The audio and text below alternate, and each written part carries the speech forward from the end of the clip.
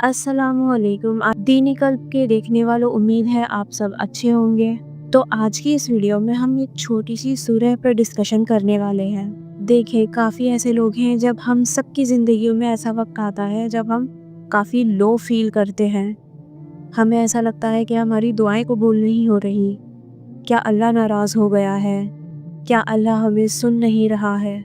या क्या अल्लाह हमारी दुआएं कभी कबूल नहीं करेगा?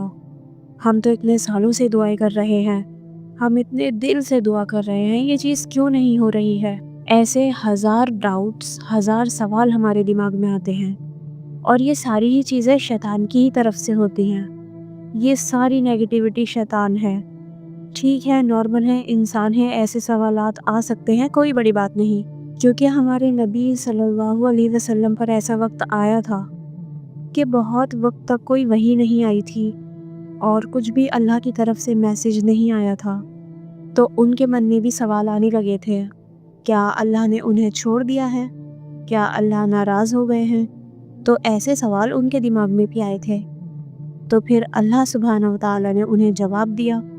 और ये जो सूरह है, ये हम सबके लिए एक मैसेज है, एक रिमाइंडर है कि जब भी तुम मायूस फील करो, लो फील करो, और जब भी तुम्हें लगे कि तुम्हारे साथ कोई नहीं है, तुम्हें कोई सुनने वाला नहीं है, तुम्हें कोई समझने वाला नहीं है, तुम अकेले हो गए हो, तुम्हें सब ने छोड़ दिया है, तुम्हें लग रहा है कि तुम्हारा रब तुम्हारे साथ नहीं है, अरे तो फिर एक बार कुरान खोलो, तर्जुमे के साथ खोलो और अपने रब की सुनो कि वो क्या कह रहा है। तो जाहिर है, अगर आप ये वीडियो देख रहे हैं तो अल्लाह सुब्हानहू व तआला चाहते हैं कि आप तक ये मैसेज पहुँचे। हम सब तो सिर्फ एक ज़रिया हैं कि ये वीडियो अगर आपने क्लिक करी है, खोली है, देख रहे हैं, तो अल्लाह चाहता है कि मेरे बंदे तुम मायूस मत हो। और ये चीज़ नॉर्मल है कि सबके साथ होता है, जब ऐसा वक्त आता है कि उसे लगता है कि मैं अकेला हो गया हूँ। कभी कभी लाइफ में कोई रास्ता नज़र नहीं आ रहा होता। तो इस सूरह को पढ़ें, याद करें, देखें ये हमें क्या सिखा रही है। क्योंकि बेशक जब भी हम कुरान पढ़ते हैं तो इसका मतलब है अल्लाह हमसे बात कर रहा है। तो देखें अल्लाह आपसे क्या कह रहा है। जब हम नमाज पढ़ते हैं तो हम अल्लाह से बात करते हैं, और जब कुरान पढ़ते हैं तो अल्लाह हमसे बात करता है। तो जब भी आपका मन हो ना कि अल्लाह ताला आपसे बात करे, तो बस कुरान पढ़ा करें। सालों साल से हम अरबिक में कुरान पढ़ते आ रहे हैं, हमें नहीं पता क्या मतलब है। हम हर रमज़ान को कुरान पूरा करते हैं, ये जाने बगैर कि आपका रब आपको कैसे कैसे तसल्ली दे रहा है, आपसे क्या क्या कह रहा है, और अल्लाह ताला आपको कैसे गाइड कर रहा है कि आप अपनी ज़िंदगी के डिसीजंस कैसे लो, कैसे अपना लाइफस्टाइल रखो, बिजनेस डील्स, शादी, डिप्रेशन वगैरह, इस सब को हैंडल कैसे करना है, ये सब कुरान में है। और ये हमें तभी समझ आएगा जब हम तर्जुमे के साथ कुरान को पढ़ेंगे। ये सूरह मेरे दिल के बहुत करीब है, और जब आप इस सूरह को इस फील के साथ पढ़ोगे कि अल्लाह आपसे कह रहा है ये बातें, तो आपको और भी मज़ा आएगा। बिस्मिल्लाहिर्रहमानिर्रहीम। वद्दुहा, ए पैगंबर, ये अल्लाह ताला अपने नबी से कह रहे हैं, क्योंकि काफ़ी टाइम तक वही नहीं पहुंची। तो अब अल्लाह अपने पैगंबर से बातें कर रहे हैं, और इसी में हमारे लिए भी मैसेज है। ए पैगंबर, कसम है चढ़ते दिन की रोशनी की, वल्लैली इज़ा सजा, और रात की जब उसका अंधेरा बैठ जाए, मा वद्दअका रब्बुका वमा क़ाला, कि तुम्हारे परवरदिगार ने ना तुम्हें छोड़ा है और ना नाराज़ हुआ है। हमें भी अपनी ज़िंदगी में यही डाउट आता है ना, जब बहुत देर तक हमारी दुआएं कबूल नहीं होती, कि क्या हमारा रब हमसे नाराज़ हो गया है, क्या हम अच्छे बंदे नहीं हैं, क्या अल्लाह ने हमारी तौबा कबूल नहीं करी है। तो अल्लाह क्या कहता है कि ना तुम्हारे रब ने तुम्हें छोड़ा है और ना नाराज़ हुआ है। देखें, जब हम अपने गुनाहों की तौबा कर लें ना, किसी भी गुनाह की, और दिल से कर लें, तो उसके बाद इस डाउट में ना रहे कि वो कबूल हुई है कि नहीं। सबसे पहले तो ये तौफीक मिलना तौबा की, ये बहुत बड़ी नेमत है, बेशक अल्लाह की ही तरफ से है। और जब आपने मांग ली तो फिर डाउट में नहीं रहना है, बस ये यकीन रखना है कि कबूल हो गई, और उसे भूल जाना है। उस गुनाह को भी भूल जाना है और गुनाह को दोबारा नहीं करना है। ये होती है एक सच्ची तौबा। और अगर दोबारा हो भी जाता है, क्योंकि इंसान है, हो सकता है, जब तक इस दुनिया में है, अशरफुल मखलूक जो अल्लाह ने बनाई है, तो वो गलतियां भी करती रहेगी, तौबा भी करती रहेगी। अल्लाह ने क्या कहा है कि तौबा करो, बार बार करो। لیکن ایک چیز ہمیں یاد رکھنی ہے کہ ہمیں یہ سوچ کے گناہ نہیں کرنا ہے کہ توبہ کر لیں گے. اس نیت کے ساتھ پھر توبہ قبول نہیں ہوتی، کیونکہ اللہ کی محبت کو فار گرانٹیڈ نہیں لینا چاہیے. یہ تو بالکل نہیں کرنا ہے، لیکن ہاں اگر ہو جائے غلطی 100 بار 1000 بار تو آپ کو اتنی ہی بار توبہ کرنی ہے اور بچنا ہے. پہلے سے زیادہ زور لگا کر، طاقت لگا کر اس گناہ سے بچنا ہے. بار بار اپنے اللہ کی طرف لوٹ کر آئیں. یقین کریں وہ ویسے ہی استقبال کرے گا، قبول کرے گا جیسے اس نے پہلے کیا تھا. تو آگے بڑھتے ہیں. بہت خوبصورت یہ آیتیں ہیں، اور یقیناً آگے آنے والے حالات تمہارے لیے پہلے حالات سے بہتر ہے.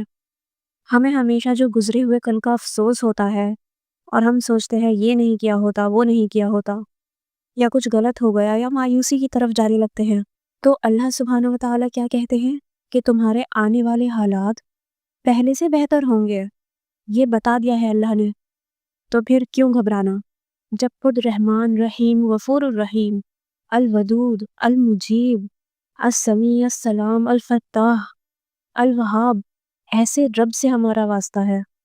تو پھر تم کیوں گھبراتے ہو؟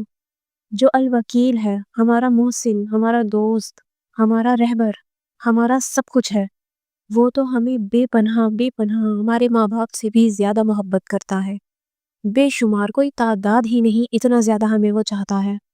اس نے آج تک سنبھالا ہے، آج تک نوازا ہے، آج تک حفاظت کری ہے. تو وہ کیا آگے چھوڑ دے گا؟ نہیں، وہ آگے اس سے زیادہ سنبھالے گا. اس کے بعد اور یقین جانو کہ عنقریب تمہارا پروردگار تمہیں اتنا دے گا کہ تم خوش ہو جاؤ گے. اور پھر اللہ نے اور تسلی دی کہ تمہارا اللہ تمہیں اتنا دے گا کہ تم راضی ہو جاؤ گے. اس دنیا میں بھی دے گا اور آخرت میں جنت میں بھی اتنا دے گا کہ تم اپنی اس دنیا کی ہر تکلیف، ہر پریشانی، ہر خوف سب بھول جاؤ گے. آپ سوچیں گے کہ یہ تو کچھ تھا ہی نہیں، ہم دنیا میں اور تکلیفوں میں رہ لیتے اگر اتنا اجر و انعام ہمیں یہاں ملنے والا تھا. اور صرف وہی نہیں، اللہ ہمیں دنیا میں بھی دے گا، کیونکہ اس نے کہا ہے کہ آنے والا وقت پچھلے وقت سے بہت بہترین ہوگا. بس ہمارا یقین کمزور ہے، اسے ہمیں مضبوط کرنا ہے. اس کے بعد اللہ فرماتے ہیں، کیا اس نے تمہیں یتیم نہیں پایا تھا، پھر اس نے تمہیں ٹھکانہ دیا، اور تمہیں راستے سے نا واقف پایا تو تمہیں راستہ دکھایا، اور تمہیں نادار پایا تو تمہیں غنی کر دیا. اور جو یتیم ہے تم اس پر سختی مت کرنا، اور جو سوال کرنے والا ہو اسے جھڑکنا نہیں، اور جو تمہارے پروردگار کی نعمت ہے اس کا تذکرہ کرتے رہنا. تو دیکھیں اللہ تعالیٰ نے کیسے اپنے احسانات بتائے ہیں کہ کیا اللہ تعالیٰ نے ایسا نہیں کیا تھا جب تم اس حالات میں تھے، کیا تمہیں نہیں سنبھالا تھا.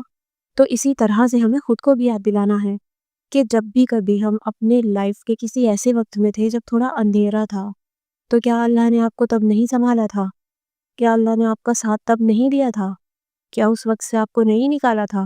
تو کیا اب وہ آپ کو آگے نہیں نکالے گا؟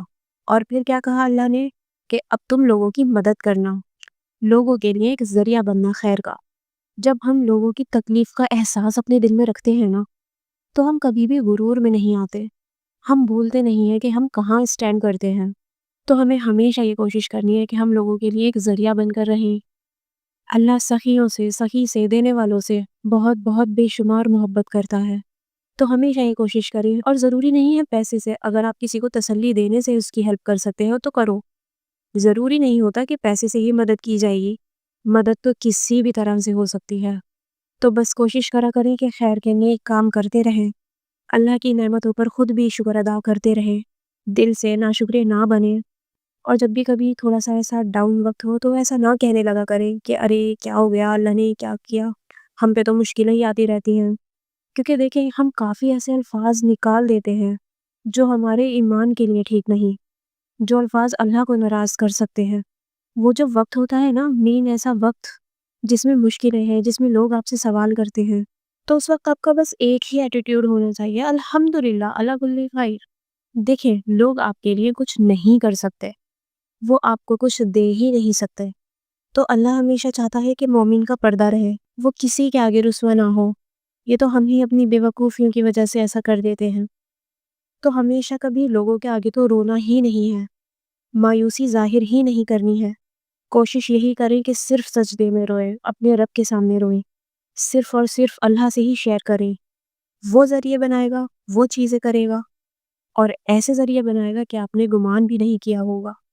تو اللہ سے جب بھی دعا کریں، اور یہ میری بھی دعا رہتی ہے، سوچا آپ سب کے ساتھ بھی شیئر کر دوں کہ اللہ ہم سب کے لیے تو معجزے کر دے، ایسے معجزے جو تیری شان کے مطابق ہوں، ایسے معجزے جو تیری محبت کے مطابق ہوں۔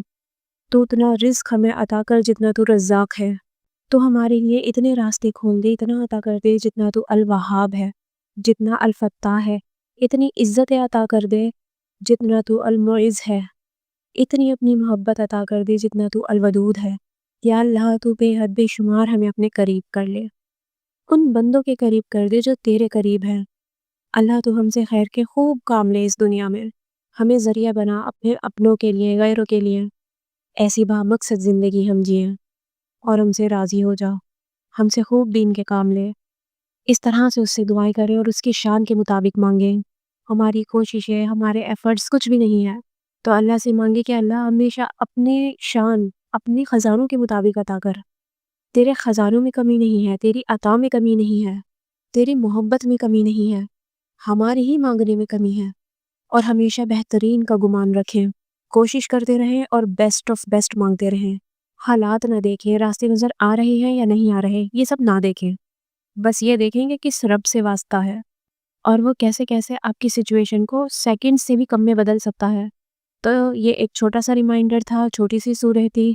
تو آئی ہوپ ہم سب کے جو بھی حالات ہیں، آنے والے حالات اور بھی زیادہ بہترین ہوں گے انشاءاللہ۔ اور جو بھی اس ویڈیو کو دیکھ رہا ہے، پریشان ہے، تکلیف میں ہے، تو اللہ پاک سب کی پریشانیوں کو، تکلیفوں کو دور کر دے اور سب کو خوشحال اور بہترین دن دکھائے۔ آمین۔ دعا میں یاد رکھیے گا۔ ملتے ہیں کسی اور ویڈیو میں۔ اللہ حافظ۔